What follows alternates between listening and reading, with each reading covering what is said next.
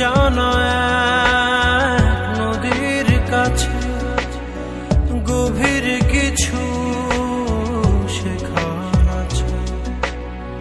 সেই নদীতে নৌকা ভাষায় ভাষায় করে ভাষায় না ডুবায় না ভাষা